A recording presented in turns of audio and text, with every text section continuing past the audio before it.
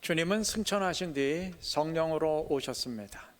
그는 떠나셨지만 오셨습니다. 예수님이라는 분은 더 이상 이 땅에 계시지 않습니다. 하지만 그는 늘 우리와 지금도 함께 하십니다. 그는 안 계시지만 계신 주님, 눈에 안 보이지만 그때와 똑같이 역사하시는 주님입니다. 누가는 누가복음을 기록한 뒤 제2권으로 사도행전을 기록했습니다. 누가복음이 예수님의 활동에 대한 기록이라면 사도행전은 제목 그대로 사도들의 활동에 대한 기록입니다. 그런데 사도행전은 1장 첫 부분에서 예수님의 행적을 요약하는 것으로 시작합니다. 왜 예수님의 행적을 요약하는 것으로 시작했을까요? 예수님의 행정과 사도들의 행전이 서로 다른 별개의 것이 아니기 때문입니다. 같은 것이기 때문입니다. 사도들의 행전 역시 마태, 마가, 누가, 요한복음서와 같은 예수님의 행전입니다. 차이가 있다면 4개의 복음서가 예수님이 독자적으로 하신 일을 기록했다면 사도행전은 예수님이 사도들을 통해서 하신 일을 기록했습니다. 사도행전은 사도들을 통한 예수님의 행전이라 할 것입니다. 왜 그런지는 설교를 오늘 시작하면서 말씀드렸습니다. 주님은 안 계시지만 계시는 주님, 눈에 안 보이지만 똑같이 역사하시는 주님이기 때문입니다. 오늘 본문은 베드로와 요한이 걷지 못하는 사람을 일으켜 세웠음을 증언하는데 6절은 이렇게 말합니다. 베드로가 이르되 은과 금은 내게 없거니와 내게 있는 이것을 내게 주노니 나사렛 예수 그리스도의 이름으로 일어나 걸으라. 주목할 것은 예수 그리스도의 이름입니다. 베드로는 예수의 이름으로 일어나 걸으라 선포했고 걷지 못하는 자는 일어나 걸었습니다. 자, 베드로가 예수의 이름을 언급할 때 어떤 의미였을까요? 물론 다양한 목적으로 주의 이름을 언급할 수 있지만 6절에 담긴 가장 핵심적인 의미는 주님은 안 계시지만 계시고 안 보이지만 직접 역사하신다는 의미입니다. 예수님이 너에게 직접 역사하신다, 그러한 의미입니다. 다시 말해서 베드로가 예수의 이름으로 걸으라 말할 때 내가 예수의 권위를 의지해서 너에게 명한다 라거나 내가 예수의 도움을 받아서 너를 일으킨다, 그런 의미가 아니에요. 내가 예수의 능력을 힘입어서 너를 일으킨다, 그 의미가 아니에요. 주어가 내가 아닙니다. 내가 일으키는 게 아니에요. 베드로의 의미는 예수님이 직접 너를 일으키신다는 의미입니다. 예수의 도움을 내가 받는 차원이 아니고 그가 직접 역사하신다는 의미입니다. 걷지 못하던 사람이 일어나 걷게 된 것을 보고 사람들은 깜짝 놀랄 수밖에 없었습니다. 놀란 사람들이 베드로와 요한에게 몰려들었을 때 베드로가 그들에게 말합니다. 본문 12절 보시면 이스라엘 사람들아, 이 일을 왜 놀랍게 여기느냐? 우리 개인의 권능과 경건으로 이 사람을 걷게 한 것처럼 왜 우리를 주목하느냐? 여러분, 왜 우리가 한 것처럼 우리를 주목하느냐 반문할 때 입안에 담긴 의미가 무엇인가요? 왜 우리를 주목하느냐? 우리가 한 게 아니란 얘기죠. 네, 맞아요. 이들이 한 게 아닙니다. 누가 하셨습니까? 주님이 하셨습니다. 주님은 거기 안 계시잖아요. 근데 안 계시는데 계시는 주님, 안 보이지만 똑같이 역사하시는 주님이 하신 것입니다.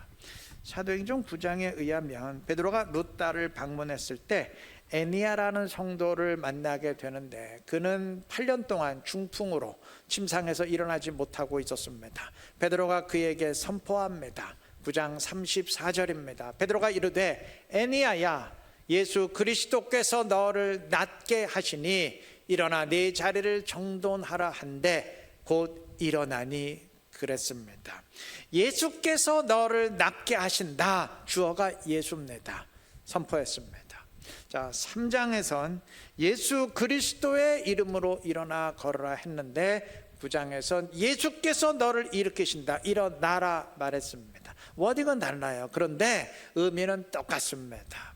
주님이 직접 너를 일으키신다라는 의미입니다. 맞아요. 주님이 걷지 못하는 자를 일으키셨습니다. 7절은 오른손을 잡아 일으키니 발과 발목이 곧 힘을 얻고 그랬는데, 오른손을 잡아 일으킨 사람은 분명 베드로입니다. 겉으로 보면 베드로가 한 일입니다. 그런데 베드로가 했지만 실제로는 누가 하셨나요? 주님이 하셨어요. 주님이, 주어가 주님이에요. 주가 베드로를 통해 직접 하셨습니다. 베드로를 도구로 사용하셨을 뿐입니다. 여러분, 이것이 우리의 롤 모델이 되어야 됩니다. 우리 역시 이러해야 됩니다. 내가 했는데 실제로는 주님이 하신 일이어야 됩니다. 우리 교회가 행한 일들 역시 겉으로 볼 땐 우리가 행한 것 같지만, 그러나 실제로는 주님이 우리를 통해서 행하신 일이 되어야 됩니다. 이루는 교회의 역사가 우리가 의논하고 계획하고 진행하고 우리가 만들어 가는 것 같지만, 사실은 주님이 우리를 통해서 만들어 가시는 주님의 역사가 되어야 할 것입니다. 자, 그러면 어떻게 하면 이렇게 될 수가 있을까요? 주님과 하나 되어야 됩니다. 만약에 주님 따로, 나 따로라면 어떻게 내가 한 일이 실제로 주님이 한 일이 되겠어요? 서로 따로따로 별개인데 하나 되어야 되죠. 성령을 모심으로 주님이 내 안에 거하는 사람, 그래서 주님과 하나 된 사람, 이러한 사람이 내가 한 일인데 실제로는 주님이 나를 통해서 하신 일이 되는 사람 아니겠습니까? 주님은 요한복음 15장에 포도나무와 가지의 비유를 통해서 주님이 나무이고 우리가 그 나무의 가지임을 선포하셨습니다. 지난주일에 읽었던 본문이죠. 요한복음 15장 5절 보시면, 나는 포도나무요 너희는 가지라. 그가 내 안에 내가 그 안에 거하면 사람이 열매를 많이 맺나니 그랬습니다. 성령을 모심으로 주님이 내 안에, 내가 주님 안에 거하는 사람은 주님 나무에 붙은 가지가 되어서 열매를 맺습니다. 자, 그러면 이때 여러분, 가지가 열매를 맺는 것과 나무가 열매를 맺는 게 서로 다른 말인가요? 포도나무가 있는데 가지가 맺은 열매가 따로 있고 나무가 맺은 열매 따로 있고, 그렇게 따로 있습니까? 아니죠. 같은 말이죠. 정확히 같은 말이죠. 가지가 열매 맺는데 그게 곧 나무가 열매를 맺는 것이죠. 나무가 작용을 해서 가지를 통해 열매를 맺는 것 아닙니까? 다시 말하면 가지된 내가 신앙의 열매를 맺는데 그게 실제로는 나무이신 주님이 나를 통해 열매를 맺으신다는 말입니다. 자, 바로 이러한 사람이 내가 했는데 실제로는 주님이 나를 통해 하시는 사람이 돼요. 가진 내가 열매를 맺었는데 실제로는 주님이 나를 통해 열매를 맺는 사람 되는 겁니다. 이런 사람이 본문의 베드로와 같은 사람이에요. 성령을 모신 사람, 그래서 주님이 내 안에, 내가 주님 안에 있는 사람이 곧 이러한 사람입니다. 이러한 사람들이 모여서 교회를 이룬다면 그 교회의 역사는 주님이 만들어가는 주님의 역사가 되지 않겠습니까? 그 교회 성도들이 하는 일이 곧 주님이 그들을 통해서 하시는 주님의 일이 되지 않겠습니까? 그래서 결국 주의 뜻이 그들을 통해 이루어지지 않겠습니까? 우리가 이러한 교인, 이러한 교회 이룰 수 있기를 바랍니다. 여러분, 성령을 모시고 주님이 나를 통해 역사하는 사람 되시기 바랍니다. 그래서 나의 행전을 주님의 행전이 되게 하고 우리 이루는 교회 역사를 주님의 역사로 만들어가는 지혜롭고 신실한 우리 모두 되시기를 바랍니다. 사도행전의 특징 가운데 하나는 주의 이름을 굉장히 많이 언급한다는 사실입니다. 성경 66권 가운데 사도행전이 제일 많이 언급합니다. 무려 20번 이상 언급을 하는데 언급하는 맥락은 참 다양합니다.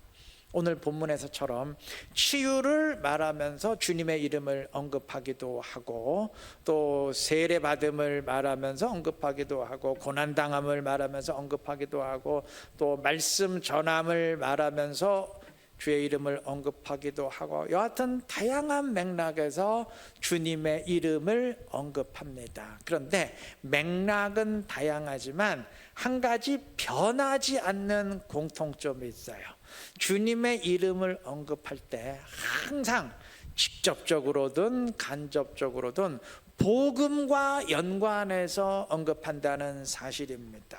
예를 들면 일단 말씀을 전하는 건 뭐 그 자체가 복음을 전한다는 말이죠. 8장 12절 보시면 빌립이 예수 그리스도의 이름에 관하여 전도함을 그랬습니다.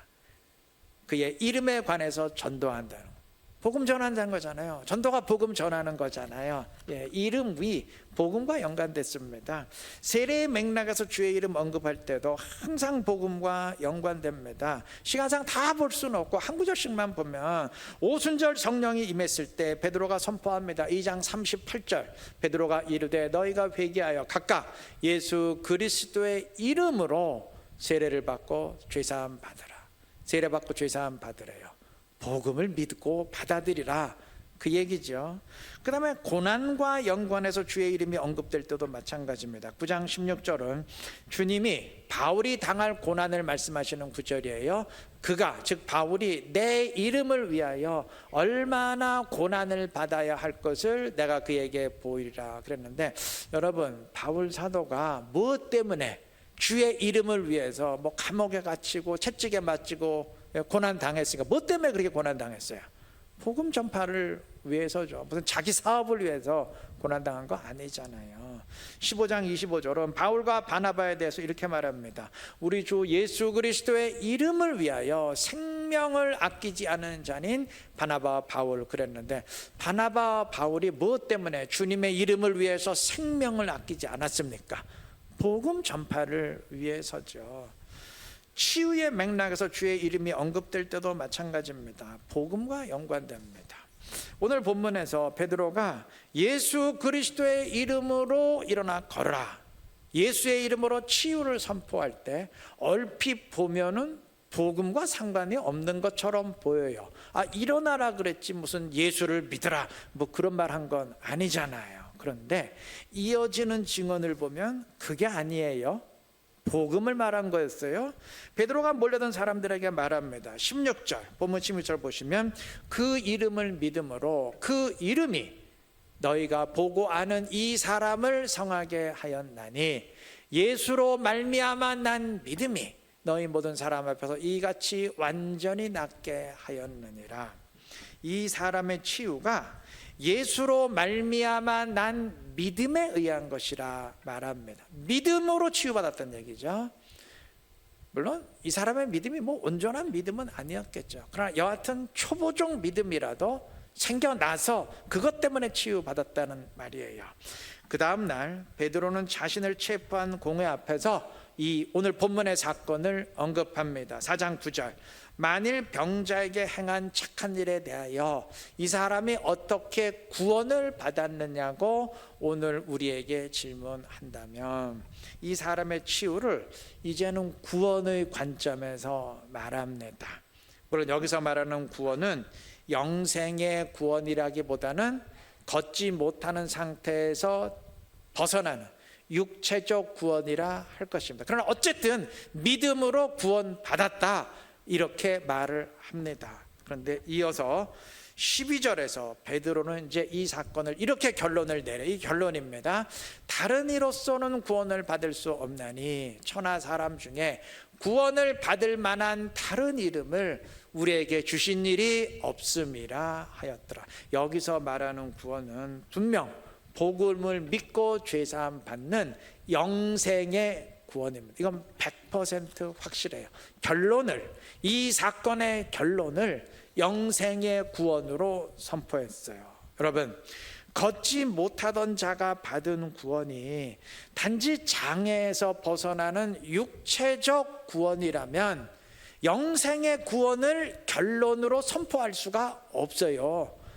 아니, 이 사람이 영생의 구원을 못 받았는데 무슨 결론을 영생의 구원으로 선포해요? 바꿔 말하면 12절이 영생의 구원을 결론으로 선포했다는 것은 이 사람이 받은 구원이 단지 육체의 구원뿐만이 아니고 영생의 구원까지 받았다는 명백한 증거입니다. 예, 맞아요.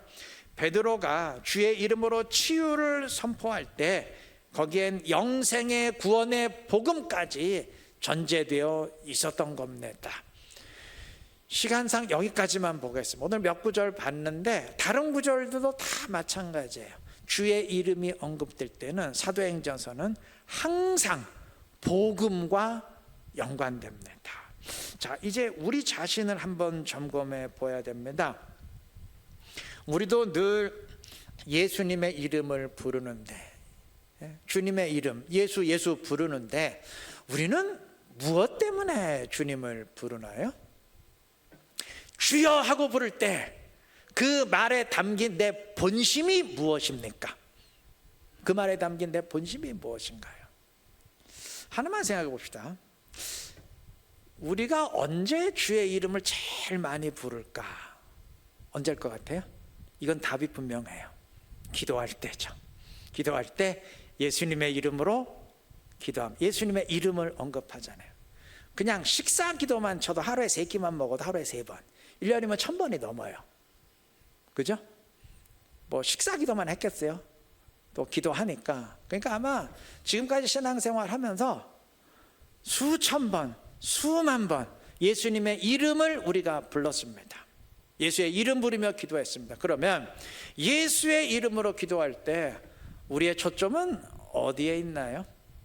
사도행전은 예수의 이름을 늘 복음과 연관시켰는데 우리의 기도는 과연 얼마나 복음과 관련이 되나요? 여러분, 우리가 예수님의 이름으로 기도하는 것은 그건 예수님이 그렇게 하라고 이전에 없었던 독특한 명령을 주셨기 때문입니다. 그 요한복음이 말하는 독특한 주님의 명령입니다. 요한복음 14장 13절 14절 보시면 너희가 내 이름으로 무엇을 구하든지 내가 행하리니 이는 아버지로 하여금 아들로 말미암아 영광을 받으시게 하려 함이라 그랬습니다. 자, 우리가 주님의 이름으로 기도하면 특징이 2가지예요. 첫째, 무엇이든지 주님이 다 이루어 주신대요.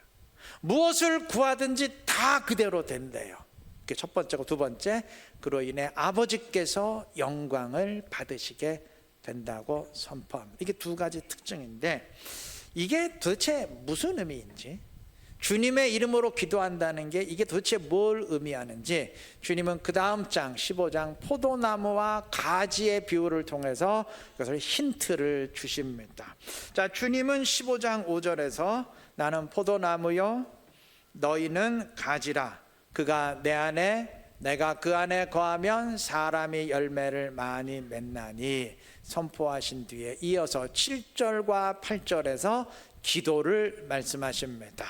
너희가 내 안에 거하고 내 말이 너희 안에 거하면 무엇이든지 원하는 대로 구하라. 그리하면 이루리라. 너희가 열매를 많이 맺으면 내 아버지께서 영광을 받으실 것이요. 2가지 특징이 그대로 언급됐죠. 무엇인지 원하는 대로 구하라. 다 이룰 것이다. 그 다음에 아버지께서 그로 인해 영광을 받을 것이다. 똑같이 말씀하셨어요. 단 주님의 이름으로 기도하는 것을 여기서는 내가 주님 안에 주의 말씀이 내 안에 거하며 기도하는 것으로 이야기하셨고, 그리고 기도의 응답을 가지가 열매를 맺는 것으로 말씀하셨어요. 서로 같은 의미란 말이죠. 그러면 주님의 이름으로 기도한다는 게 무슨 의미인지 여기서 설명이 됩니다. 여러분, 주의 이름으로 기도하는 건 주님이 내 안에, 내가 주님 안에 거하면서, 다시 말해서 가지와 나무의 관계에서 기도하는 것을 말합니다. 자, 그러면 아까 말씀드렸지만 가지가 열매를 맺는 건 그건 가지 자체가 열매를 맺는 게 아니고 나무가 그 가지를 통해 열매 맺는 것 아닙니까? 그래서 포도나무의 가지는 포도나무의 작용에 의해서 포도를 열매로 맺고, 사과나무 가지는 사과나무의 작용에 의해서 사과를 열매로 맺지 않습니까? 나무가 맺는 열매, 가지가 맺는 열매, 다른 게 아니죠. 서로 정확하게 같은 말입니다. 다시 말해서 가지인 내가 기도해서 응답을 열매로 맺는데, 그게 실제로는 나무이신 주님이 나를 통해서 주님의 열매를 맺으신다는 말입니다. 내가 기도하는데, 그래서 응답받는데, 실제로는 주님이 나를 통해 기도하셔서 주님의 열매를 맺으신다는 의미입니다. 그게 주님의 이름으로 드리는 기도의 근본 의미입니다. 예수님의 이름으로 기도한다는 말이 뭔 말이냐? 사람들은 이것은 예수님을 의지하고 기도한다는 말이다, 또는 예수님을 믿음으로 기도한다는 여러 가지로 해석들을 하던데 다 일리 있는 말이겠지만, 근본 의미는 지금 말씀드린 이겁니다. 우리 흔히 말하지 않습니까? 기도는 내 뜻이 아니고 주님의 뜻을 이루는 것이라고. 정확히 말하면 내 뜻인데 주님의 뜻, 주님의 뜻인데 내 뜻을 이루는 겁니다. 그 기도는 정말 주님의 말씀처럼 무엇이든 다 이루어집니다. 주님의 뜻인데 이루어지지 않는 것은 세상에 없기 때문입니다. 여러분, 그게 아니라면요, 내 기도인데 실제로는 주님의 기도가 아니라면 어떻게 무엇이든 다 이루어지겠습니까? 정말 여러분, 예수님을 의지하고 기도하면 무엇이든 다 이루어지나요? 예수님을 믿는 믿음으로 기도하면 무엇이든 정말 다 이루어지던가요? 아니라는 거 아시지 않습니까? 무엇이든지 다 이루어진다. 세상에 그런 존재는 없어요. 그런 존재는 딱 한 분, 하나님이시죠. 내가 하나님이니까 무엇이든 다 이루어지게, 바꿔 말하면 뜻하는 것은 무엇이든 그대로 다 이루어진다면 그는 하나님이에요. 하나님의 기도입니다. 맞습니다.